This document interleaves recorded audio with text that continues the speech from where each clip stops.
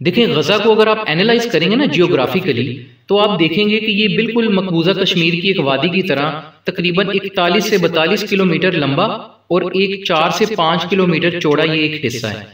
اب غزہ میں تقریباً 20 لاکھ کے قریب مسلمان وہاں پر آباد ہیں، اور ہم سب لوگ یہ جانتے ہیں، چاہے ہم اپنے منہ سے اس بات کا اقرار کریں یا نہ کریں، ہم بولیں یا نہ بولیں، لیکن ہم جانتے ہیں کہ اس وقت دنیا کی سب سے بڑی جیل یہ غزہ ہے۔ نہ وہاں پر پانی ہے، نہ کھانا ہے، نہ بجلی ہے، ہر قسم کی جو آپ کے بیسک رائٹس ہیں، ہر قسم کی چیز وہاں پر کٹ آف ہے۔ جو انٹرنیشنل وار پالیسیز ہیں کہ آپ جنگ کے دوران بھی کسی ہاسپٹل یا اس جیسی کسی جگہ پر آپ بمباری نہیں کر سکتے، ان انٹرنیشنل پالیسیز کو بھی وہاں پر وائلیٹ کیا جا رہا ہے۔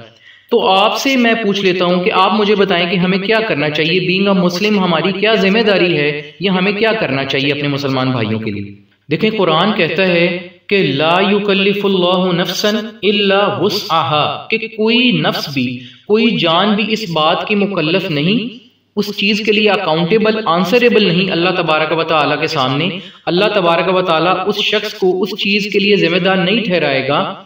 جو چیز اس کی وسعت میں، الا وسعها، جب تک کہ وہ چیز اس کی وسعت میں، اس کے دائرہ اختیار میں، اس کی ڈومین میں نہیں۔ تو آپ مجھے یہ بتائیں کہ اگر دعا کے علاوہ کوئی چیز ہمارے اختیار میں نہیں تو یہ سوچ ہماری اپنی زندگی کے باقی کاموں میں کیوں نہیں آتی؟ جب میں چھوٹا تھا تو میں ایک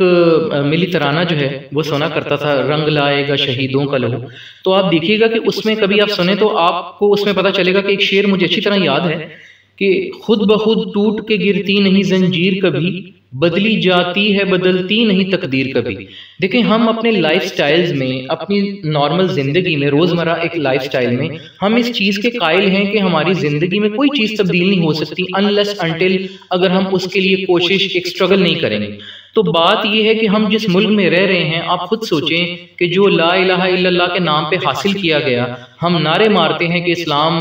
کا قلعہ ہے، پاکستان اسلام کا قلعہ ہے، اور یہ حال ہے ہمارا کہ ہم نے کسی اور کے لیے کیا کرنا ہے، ہمیں پاکستان کے اندر جو اسلام کی دھجیاں اڑ رہی ہیں ہم اس کے لیے کچھ نہیں کر سکتے۔ دیکھیں میں اپنی بات کا کنکلوژن آپ کو بالکل سمپلی اور بریفلی ختم کرتا ہوں اپنی بات کو یہ اپنا کنکلوژن بتا کے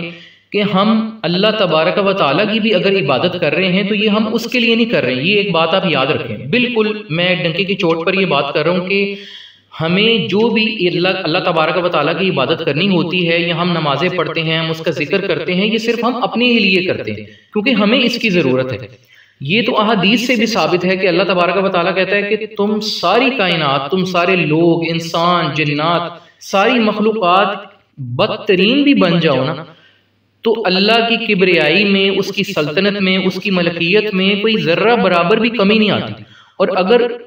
سارے کے سارے بہترین ہو جائیں، ہدایت یافتہ ہو جائیں، اس کے ذکر میں مشغول ہو جائیں، تو پھر بھی اس کے جلال میں، اس کی کبریائی میں، اس کی سلطنت میں، اس کی ملکیت میں کوئی اضافہ نہیں ہوگا۔ اس کی تو سلطنت قائم ہے اپنی جگہ پر۔ یہ چیزیں جو ہم عبادات کرتے ہیں، اذکار کرتے ہیں، فرائض ادا کرتے ہیں، یہ ساری ہمیں اپنے لیے چاہیے، کیونکہ اگر ہم نہیں کریں گے تو ہم جنت میں نہیں جائیں گے۔ تو اسی طرح آپ یہ پیٹ اصول یاد رکھیں میرا، کہ یہی اصول آپ یہاں پر لگا لیں کہ آپ یہ غزہ کے لوگوں کے لیے، فلسطین کے لوگوں کے لیے جو بھی کر رہے ہیں، یہ ان لوگوں کے لیے نہیں کر رہے۔ وہ لوگ ہم سے کہیں زیادہ مضبوط ہیں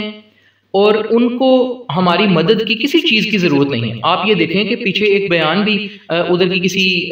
جو ہے وہ عورت کا یا کوئی رپورٹر کا آیا ہے کہ اس نے کہا کہ بھائی ہمارے جنازے مت پڑھو۔ مسلمان ملکوں کو اس نے تنبیہ کی ہے کہ ہمارے جنازے مت پڑھو، مردہ تم لوگ ہو، ہم تو زندہ ہیں۔ اور یہ بات حقیقت بھی ہے کہ جو شہید ہے وہ اللہ کے ہاں ہمیشہ زندہ رہتا ہے،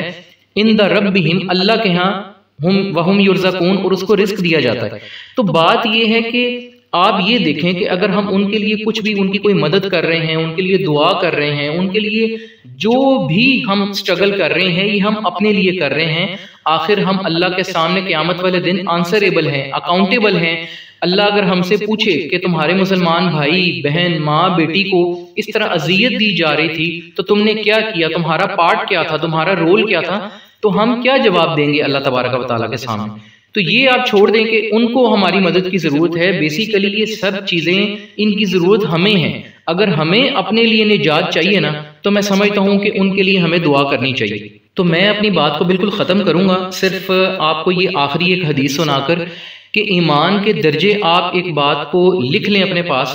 کہ ایمان کے درجے نیکی کا حکم دینے پر سیٹ نہیں کیے گئے کبھی بھی، یہ اسلام کا اصول ہے۔ ایمان کے درجے برائی سے روکنے پر سیٹ کیے گئے ہیں۔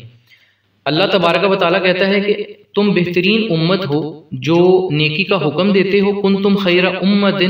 اخرجت للناس تعمرون بالمعروف وتنہون عن المنکر، جو نیکی کا حکم دیتی ہے اور برائی سے روکتی ہے۔ لیکن آپ یہ بات یاد رکھیں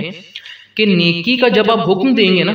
تو شاید آپ کو اتنی ریٹیلیشن کا سامنا نہ کرنا پڑے، آپ کو کوئی مشکلات درپیش نہ ہوں، لیکن آپ اس بات کو نوٹ کریں، یہ کبھی بھی آپ اسلام کے علاوہ کسی اور فیلڈ میں بھی یہ چیز نوٹ کریں گے کہ جب بھی آپ کسی شخص کو برائی سے روکیں گے، برائی کو ختم کرنے کی کوشش کریں گے، تب ہی آپ کے اوپر مشکلات آئیں گی، تبھی آپ کو مشکلات کا سامنا کرنا پڑے گا۔ اسی لیے اسلام نے بھی آپ کے ایمان کو چیک کرنے کے لیے اس کا ایک جو ٹیسٹر ہے وہ برائی سے روکنے پر لگایا ہے۔ اسی لیے رسول اللہ صلی اللہ علیہ وسلم نے فرمایا تھا کہ فمن جاہدہم بیدہ فہو مؤمن، کہ تم میں سے جو ہاتھ سے برائی کو روکے وہ مومن ہے۔ یہ سب سے اعلیٰ درجہ ہے ایمان کا۔